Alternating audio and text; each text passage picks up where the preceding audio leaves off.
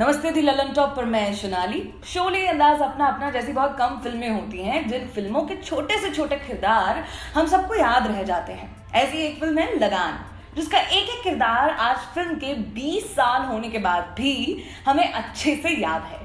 भले वो शानदार हेन हंटर फील्डर भूरा यानी रघुवीर यादव हो, या फिर केविन पीटरसन स्टाइल में स्विच शॉट खेलने वाले गुरन, या फिर लेग स्पिनर कचरा।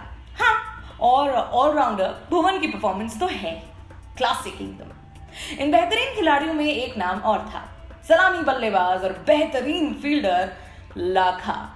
श्री लाखा पहले तो शांति से उस वक्त तक अजय मानी जा रही अंग्रेजों की टीम से मैच फिक्स कर लेते हैं ताकि भुवन मैच हार जाए और गौरी के आगे भुवन की अजहर छवि धूमिल हो जाए। लेकिन बाद में हृदय परिवर्तन हो जाता है और फिर डिविलियर्स स्टाइल में कैच ऑफ द मैच पकड़कर अपनी टीम के प्रति अपनी वफादारी प्रूव करते हैं। लाखा के कमाल किरदार को निभाया था यशपाल शर्मा ने। फिल्म के 20 साल पूरे होने पर यशपाल शर्मा ने इस फिल्म से जुड़ी यादें शेयर की और किस्से इंडियन एक्सप्रेस को दिए, अपने एक इंटरव्यू में साझा किए। आइए जानते हैं उन्होंने क्या बताया। सबसे पहले फिल्म के बाद जीवन कैसे बदला। लोगों का रिस्पॉन्स बहुत कमाल था। लोग कह रहे थे कि जितनी गहराई लाखा के किरदार में थी उतनी गहराई लीड एक्टर को छोड़ किसी अन्य किरदार में नहीं थी। मुझे इंडिया का पहला मैच फिक्सर बुलाते थे। मैं अपने आप को बहुत भाग्यशाली मानता हूं कि मुझे ये रोल मिला जिसमें दोनों शेड्स थे। बहुत अच्छा लगता है जब आपके काम की सराहना होती है। मेरे लिए लगान, मदर इंडिया, 2 बीघा जमीन जैसी फिल्मों के साथ खड़ी होती है।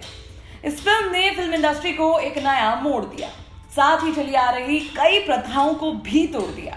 जैसे एक्टर की इमेज एक बार जो बन गई वैसी रहती है। एक्टर स्क्रीन पर धोती नहीं पहन सकता है, या पहले भी क्रिकेट से जुड़ी फिल्में फ्लॉप हो चुकी हैं, इसलिए रिस्क नहीं लेना चाहिए। गरीब गांव वालों की ये फिल्म कौन देखेगा, लोग ऐसा बोलते थे। लेकिन लगान बावजूद उस सबके सफल हुई। ये सिर्फ एक हीरो की फिल्म नहीं थी, सारे किरदार फिल्म में अहम थे। मैं हमेशा कहता हूं, अगर आप सीखना चाहते हो सिनेमा कैसे बनता है तो लगान देखो। जिस तरह का पैशन, टीम वर्क, मैनेजमेंट, अनुशासन इस फिल्म में लगा था, इससे पहले किसी और फिल्म में नहीं लगा था। अद्विक को ब्लड कैंसर है। उसके माँ बाप उसके इलाज कराने में असमर्थ हैं। इन्हें आपकी एक छोटी सी मदद की जरूरत है। डिस्क्रिप्शन में दिए हुए लिंक पर जाएं और अद्विक की उम्मीद बने।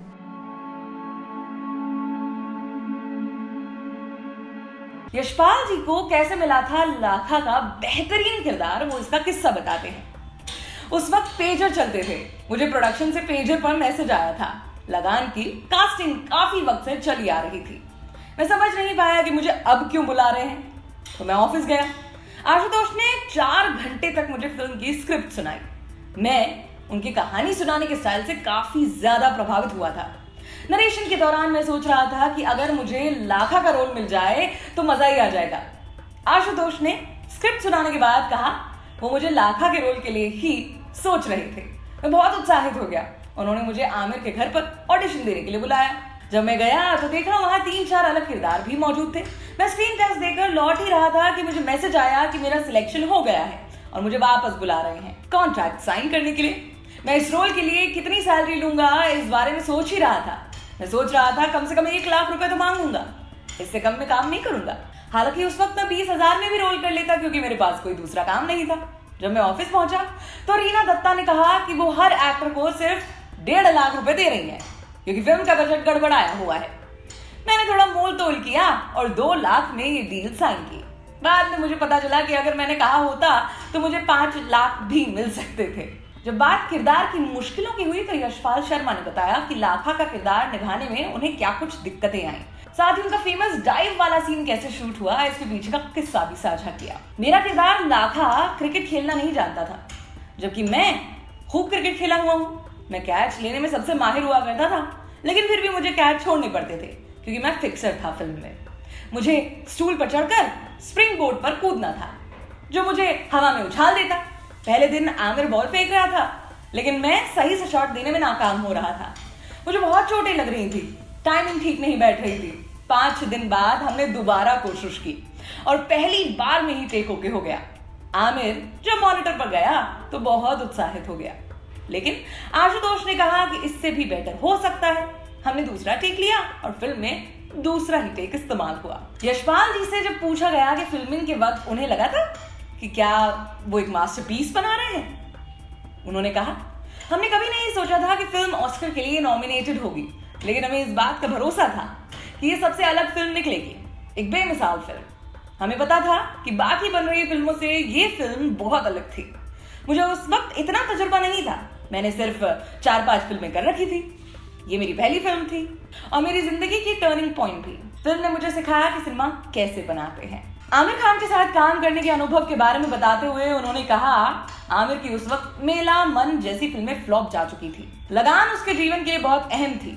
फिल्मिंग के दौरान मैं ये देखकर हैरान था कि वो कितने जमीन से जुड़े हुए इंसान थे। वो हमारे साथ जमीन पर बैठकर चाय पिया करते थे, हम शाम को मिला करते थे और डिनर के बाद हम बैठकर पत्ते खेला करते थे। हमने सेट पर भी खूब मस्ती की। टीम हमेशा ही साथ रहती थी। जिस तरीके से वो एक साथ टीम की तरह जोड़ के रखते थे वो सराहनीय था। आशुतोष गोवारिकर के अंदर बतौर एक्टर काम करने का एक्सपीरियंस यशपाल जी ने शेयर करते हुए कहा, आशुतोष की पिछली 2 फिल्में पहला नशा और बाजी फ्लॉप हो चुकी थी। उसके लिए ये फिल्म गेम चेंजर थी। ये फिल्म उसके लिए बच्चे जैसी थी। मुझे याद है लगान का प्रीमियर हो रहा था साउथ अफ्रीका में और हम गेटी गैलेक्सी बांद्रा से फोन पर रिएक्शन सुन रहे थे। वहां जैसा शोर मच रहा था ऐसा लग रहा था जैसे कोई क्रिकेट स्टेडियम में हो। आशुतोष और उनकी पत्नी एक दूसरे को गले लगाकर खूब रोए। आशुतोष लगान की स्क्रिप्ट लेकर बहुत से एक्टर्स के पास गया था, लेकिन सब मना कर देते थे।